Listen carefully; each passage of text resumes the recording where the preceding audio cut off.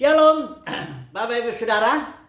Kita teruskan studi kita kristalisasi dari masih di kitab Mazmur, dan kita ambil tema kali ini mengenai doa Musa. Ini judulnya di Mazmur pasal 90. Kita tahu bahwa Mazmur itu ada nyanyian, ada doa, permohonan, tentunya ada nubuat ya. Tapi kita ambil dulu saat ini doa, dan kita ambil contohnya ini doa Musa ya, abdi Tuhan ya. Nah, ini hanya kita bagi tiga aja trilogi, kita bagi tiga ayat-ayatnya. Pasal 1 pasal 2 ayat 1 ayat 2 itu mengungkapkan suatu kepercayaan daripada Musa di sini ya. Walaupun barangkali ini pemazmur menempelkan nama Musa ya, tapi ayat 1 ayat 2 ini dikatakan, Tuhan engkaulah tempat perteduhan kami. Jadi itu suatu pernyataan kepercayaan bahwa doa ini atau ada renungan di dalamnya, ada permohonan itu dilakukan di dalam terang Tuhan. Ya, karena itu nanti beda kalau kita lihat kalau orang yang berdoa di luar terang Tuhan ya. Yang pertama dia bilang, Tuhan engkaulah tempat perteduhan kami. Ayat 1 ayat 2. Nah, kemudian ayat 3 sampai kepada ayat yang ke-11 itu pemazmur membandingkan dirinya dengan Tuhan. Ya. Di sini nanti dia akan bicara soal waktu, soal kefanaan manusia, soal murka Tuhan atas dosa-dosa manusia. Ini kita lihat ya, artinya ini renungan atau perkataan yang bukan pesimis, bukan. Ini justru karena dia di dalam terang Tuhan, maka inilah dia renungannya atau doanya nanti. Nah, nanti kita lihat di doa permohonan itu mulai dari ayat 12 sampai ayat 17. Ya, doanya nanti kita akan bahas. Yang pertama, minta hati yang bijaksana, ayat 12 itu. Ini ayat terkenal. Ajarlah kami menghitung hari-hari kami sedemikian hingga kami beroleh hati yang bijaksana. Itu kita lihat. Yang kedua doanya itu, kenyangkanlah kami di waktu pagi dengan kasih setiamu supaya kami bersorak-sorai sepanjang hari. Baru yang ketiga, teguhkanlah perbuatan tangan kami. Mari kita masuk dulu yang pertama ini ya. Poin pertama mengenai kepercayaan daripada pemazmur ini di hadapan Tuhan. Ini seorang yang hidup di dalam terang Tuhan. Nah, karena begini ya, kalau orang gak hidup dalam terang Tuhan, dia gak akan melihat dirinya ya, dia tidak akan mengetahui apa-apa, bahkan gimana ya orang dalam kegelapan. Nah, ini makanya ada satu ayat di Mazmur ini bagus sekali, Mazmur 36 ayat 10 ya. Ini ayat yang menurut Watchman ini yang terbagus di antara seluruh ayat-ayat perjanjian lama ya. Mazmur 30 coba kita baca ya, 36 ayat 10. Dia katakan begini. Ayat 10 ya, sebab padamu ada sumber hayat, di dalam terangmu kami melihat terang. Artinya kalau seseorang itu datang ke dalam terang Tuhan, barulah dia melihat sesuatu, memahami sesuatu, mendapatkan pemahaman yang benar ya. Karena kalau dia hanya coba meraba-raba dirinya dalam gelap, dia tidak akan kenal ya. Contohnya lah ya, kita Yesaya lah dulu. Waktu Nabi Yesaya itu dipanggil Tuhan, dia bilang pada waktu matinya Raja Uzia, katanya aku melihat Tuhan ya. Nah, ketika dia melihat Tuhan, melihat terang Tuhan, barulah dia sadar, aku ini najis bibir, dan aku juga tinggal di tengah-tengah yang najis bibir. Jadi sebelum dia melihat terang Tuhan, dalam terang Tuhan, dia nggak tahu bahwa dirinya itu najis bibir ya. Atau gini lah, ambil contoh Paulus lah ya, yang seorang yang sangat beragama ya, Saulus ya, sebelum dia bertobat, sebelum datang terang Tuhan itu dalam perjalanan ke Damaskus itu namanya Saulus. Saudara jangan bayangkan Saulus ini seorang penjahat, garong yang bukan. Saulus ini seorang yang dia ngaku sendiri, itu di surat Filipi bilang, aku tidak bercacat dalam mentaati hukum Taurat. Dia sangat luar biasa. Dia bilang bahkan di antara teman-teman sebayaku, aku jauh lebih maju ya. Dia bukan orang yang garong atau ngambil persepuluhan dari bait suci, bukan begitu. Ini seorang yang sangat beragama sekali ya. Gurunya juga itu Gamaliel, itu seorang yang sangat dihormati orang banyak. Tapi dia Saulus ini hidup dalam kegelapan ya.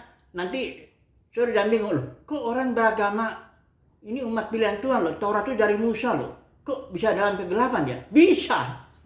Itu nanti sebentar ya. Jadi karena dia dalam kegelapan, dia membunuh. Yesus sebenarnya menganiaya ya. Karena menganiaya gereja itu sama aja menganiaya Yesus itu. Yesus bilang, kenapa engkau menganiaya aku, Saulus, Saulus? Ya. Ketika dikasih terang Tuhan, barulah Saulus sadar, loh, siapa engkau Tuhan? Ya. Nah, baru dia 3 hari dia merenung lah itu ya. 3 hari nggak makan dia, nggak minum, merenung dia. Loh kok saya, ini selama ini saya mentaati Taurat, ya, wah rajinnya minta ampun lah. Ternyata saya hidup dalam kegelapan. Saya nggak melihat apa-apa. Ternyata saya menganiaya Tuhan, ya. Jadi saudaraku, ini hidup dalam terang Tuhan inilah kuncinya yang menyebabkan pemazmur melakukan renungan-renungan yang kelihatannya pesimis, tapi sebenarnya justru itu benar, ya. Oke, kita sambung aja, langsung masuklah ya ke dalam renungannya ya tentang keadaan manusia kalau dibandingkan dengan Tuhan. Ini dalam terang Tuhan ya. Pertama dibilang gini, waktu ya, bicara soal waktu lah manusia, hidup manusia waktunya ya. Ini saya ambil satu ayat aja. Manusia itu katanya seperti rumput yang bertumbuh di waktu pagi, berkembang ya. Tapi waktu petang atau sore ini udah lisut. Manusia itu waktunya tuh kayak gitu lah. Pagi ya bayangkan saudaraku ya, udah gitu sorenya habis ya. Kalau Yakobus bilang seperti uap kelihatan sudah hilang ya. Ini karena orang ini hidup dalam terang ya. Dia tahu bahwa manusia itu waktunya kayak gitulah ya, nggak ada artinya ya. Bahkan oke, itu dulu waktu dulu ya. Terus kefanaan. Fana itu artinya dibanding dengan terang Tuhan yang Elohim itu yang kekal ya dimensinya, dan dia selama-lamanya panjang. Waktu manusia itu dibilang fana, itu dikatakan engkau mengembalikan manusia kepada debu. Kembalilah hai anak-anak manusia ya. Sebab di mata Tuhan 1000 tahun seperti sehari kemarin apa berlalu, seperti suatu giliran jaga. Ya, dikatakan engkau menghanyutkan manusia. Intinya manusia itu fana. Fana itu ya nggak ada artinya lah, bisa dibilang. Waktunya singkat, nggak karu-karuan. Timbul hari pagi itu kayak rumput, udah gitu tenggelam sore. Udah gitu tinggal dipanggil aja nih, engkau mengembalikan kepada debu ya, supaya ini kalau orang yang sombong-sombong ini karena hidupnya tidak dalam terang Tuhan itu, makanya dia bisa sombong. Kalau dia dalam terang Tuhan, nggak mungkin lagi lah dia sombong ya. Kemudian lagi kita lihat ayat 7, sungguh kami ini sekarang tentang keadaan manusia yang berdosa ya. Tadi kita bicara soal waktu manusia begitu singkat ya. Kemudian kefanaannya ya, sebentar udah mati ya manusia itu. Ketiga, ini soal dosa manusianya. Ayat 7 ya, mulai. Sungguh kami habis lenyap karena murkamu. Di sini karena ini si pemazmur hidup dalam terang Tuhan, dia melihat bahwa Tuhan itu tidak main-main dengan dosa. Itu bagi Tuhan, di hadapan terang Tuhan itu ya, dosa bukan kayak gampang lah, korupsi dikit-dikit jangan apa-apa lah. Woi, itu karena hidup dalam gelap baru bisa ngomong begitu. Udahlah, pokoknya orang semua juga bikin begitu. Nah, itu karena hidup dalam gelap, bisa ngomongnya enteng banget gitu ya. Tapi di hadapan Tuhan ini pemazmur lihat, jangan main-main dengan dosa. Karena Elohim itu nggak main-main dengan dosa. Ya lihat aja ya bagaimana penyelesaian atas dosa itu. Yesus harus mati di kayu salib, penderitaannya begitu. Itu kan membuktikan dosa itu nggak main-main ya. Oke. Kemudian ada satu lagi ya, ayat 10 ya. Ini soal waktu dan sekaligus kebanggaan juga ya, ayat 10. Ini sering ya dikutip. Masa hidup kami 70 tahun, dan jika kami kuat 80 tahun. Dan kebanggaannya adalah kesukaran dan penderitaan. Ini kebanggaan manusia yang hidup dalam terang Tuhan ya. Beda kalau kebanggaan manusia yang hidup dalam kegelapan, dia akan membanggakan yang barangkali prestasinya, ya pendidikannya, penampilannya, atau dia banggakan kekayaannya, atau pengaruhnya, atau keterkenalannya. Ya, banyak kebanggaan-kebanggaan manusia yang hidup dalam gelap. Ya, sekali lagi saudaraku ya, hidup dalam gelap ini saudara jangan bayangkan itu pembunuh, pelacur, pengungut cukai, atau orang jahat, orang garong, jangan begitu. Orang yang beragama itu pun kayak Saulus ya, contohnya itu hidup dalam gelap.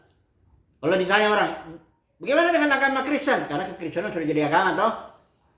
Bisa nggak orang Kristen beragama Kristen tapi di dalam kegelapan? Sangat amat sangat bisa. Oh, kalau gitu menganiaya Yesus? Oh iya. Menganiaya gereja? Oh iya. Gereja sebagai organisme dianiaya oleh orang-orang agama yang beragama Kristen ini. Jangan kaget. Jadi jawabannya gini aja deh. Kita datang aja ke dalam terang Tuhan lah. Nanti dari situ kelihatan ya. Sebab kalau kita bicara dalam gelap, kita bisa berargumentasi ya, karena kita ini keturunan Adam Hawa yang suka beralasan ya. Kalau ditanya kenapa ada ini perempuan ini dari perempuan ini ular nih ya, gitu. Jadi orang yang hidup dalam gelap tuh udah susah lah ya, nggak ada gunanya lagi diskusi. Udah kita datang dalam terang Tuhan aja lah. Nanti dari situ udah jelas semuanya ya. Semuanya jelas ya, bahwa orang yang beragama Kristen sangat mungkin menganiaya Yesus dan menganiaya gereja yang adalah organisme itu. Oke, kita sambung lagi ya.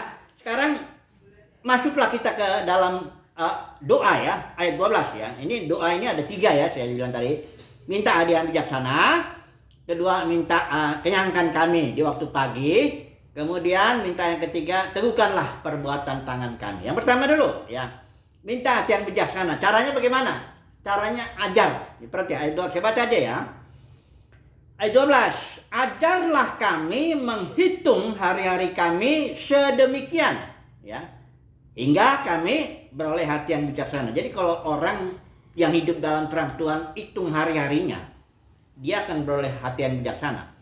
Ini bukan berarti hitung hari umur ya. Karena gini. Umur saya 62 tahun sekarang, ya. Kalau ngitung hari-hari saya kan gampang. 62, ya kali aja. Karena setahun 360 hari, ya. Itulah berapalah. Itu bukan nggak menghasilkan, kalau saya ngitung kayak gitu, itu nggak menghasilkan hati bijaksana. Itu akan membuat barangkali saya jadi makin pintar matematika gitu ya. Bukan itu yang dimaksud pemazmur ini, menghitung hari-hari itu, ya. Menghitung hari-hari dalam terang Tuhan itu beda, ya. Umur saya 62, tapi di hadapan terang Tuhan udah jelas gak 62 lah ya. Saya beri contoh Abraham lah ya. Abraham ini ya, kalau saudara nanti baca lah Kejadian 12 itu, bandingkan dengan Kisah Para Rasul 7. Abraham itu dipanggil Tuhan sebenarnya ketika dia masih di Mesopotamia, artinya di daerah Ur Kasdim, daerah Irak sekarang. Di situ Abraham gak dibilang umurnya. Kita tahu ceritanya Abraham waktu dipanggil, keluarlah engkau dari rumah bapakmu, dia keluar tapi dibawa bapaknya. Dibawa juga Lot, ya. Jadi taat tapi enggak 100% taat, ya. Berjalanlah Abraham dari Ur Kasdim sampai ke Haran. Di Haran berhenti ya. Nah, perjalanan iman tuh berhentilah kalau orang enggak taat sebenarnya, atau dia dipimpin oleh bapaknya yang enggak sepanggilan, yang enggak sama, ya. Yang dapat panggilan itu Abraham, bukan si Terah, bapaknya bukan. Tapi Abraham bawa bapaknya. Ini jadi masalah. Dengan Lot juga nanti harus bisa ada masalah juga. Karena Lot ini juga nggak sesuai dengan panggilan Abraham. Nah, dia berhenti di Haran, mandek. Sampai matilah Haran ini. Matilah Terah ini bapaknya Abraham. Barulah Abraham Kejadian 12 dipanggil lagi. Ya. Disitulah umur Abraham dihitung, 75 tahun. Ketika keluar dari Haran, bukan keluar dari Ur Kasdim. Jadi ada waktu antara Ur Kasdim sampai ke Haran, dan diam di Haran itu nggak dihitung Tuhan umurnya. Karena kenapa? Nggak berharga di hadapan Tuhan. Karena Abraham tidak mentaati Tuhan sepenuhnya. Nggak dihitung hari-harinya itu. Ya. Kalau Abraham mau ingin hati yang bijaksana, dia harus hitung berapa hari-hari atau waktu saya itu ketika hidup dalam terang Tuhan, ketika mentaati kehendak Tuhan. Itu yang berharga. Jadi umur itu kan, kalau orang biasa panjang umur, ulang tahun tuh minta panjang umurnya. Itu panjang umur kayak saya, umur 62 tahun tuh di hadapan manusia. Karena lahir saya 3 Mei tahun 62. Tapi di hadapan terang Tuhan, di hadapan Tuhan, jelas saya nggak 62. Ya. Saya katakanlah ditangkap Tuhan itu sekitar waktu kelas 2 SMA, itu umur 16 atau 17 lah ya. Jadi itu pun dari antara 17 sampai 62 ini berapa hari saya taat sama Tuhan. Itu Tuhan yang tahu deh. Jangan-jangan usia saya itu di hadapan terang Tuhan hanya singkat, sedikit sekali. Jadi umur itu saudaraku, menghitung hari itu jangan hitung hari secara manusia, enggak. Ya, Yesus itu usianya cuma 33 tahun, tapi karena dia hidup dalam ketaatan sempurna kepada Bapaknya, 33 tahun itu sangat berharga sekali. Selesai urusan dunia, it is finished, ya. Selesai, ya. Hanya 33 tahun, ya. Jadi kalau memang kita hidup di hadapan terang Tuhan, kita nggak hanya sembarang minta panjang umur begitu, enggak. Kita akan melihat, oh Tuhan, tolonglah supaya hari-hariku berharga di matamu. Gitu, kita akan cari kehendak Bapa, berusaha menjalankannya supaya berharga waktu kita. Oke, ini jadi menghitung hari, ini ajar menghitung hari sedemikian sambil melihat ini, yang ayat-ayat sebelumnya ini. Bagaimana manusia itu fana, bagaimana kalau kita hidup dalam dosa itu nggak ada artinya dan sebagainya. Kalau kita menghitung hari-hari seperti itu, maka kita akan mendapatkan hati yang bijaksana. Ya, ini dia menghitung hari ya. Jangan hitung-hitung hari umur-umuran sesuai dengan akte lahir itu ya. Itu enggak umur di hadapan Tuhan. Saya beri contoh satu lagi lah ya. Kain itu keturunannya itu enggak dicatat umurnya barang sedikit pun. Enggak dicatat umur Kain. Padahal Kain itu melahirkan peradaban manusia, dia bangun kota, namanya Henok ya. Udah gitu dia ada peradaban itu yang suka apa? Yubal Kain itu siapa tuh ya? Peradaban musik ya, ada industri, ada juga perkemahan, ternak. Itu peradaban manusia berkembang karena keturunan Kain. Tapi umur keturunan Kain tidak disebut sedikit pun. Sementara keturunan Set ya, pengganti Abel itu, umurnya disebut karena dia bermakna di hadapan Tuhan, berfellowship. Di situ ada siapa ya, Henok juga ya, lari berasal dari situ kalau kita lihat ya. Jadi sekali lagi ya, umur, hitung hari itu, hitunglah itu dalam terang Tuhan. Hitunglah berapa hari sih kita sebenarnya hidup dalam kehendak Tuhan, dalam ketaatan kepada Tuhan, itu yang berharga ya.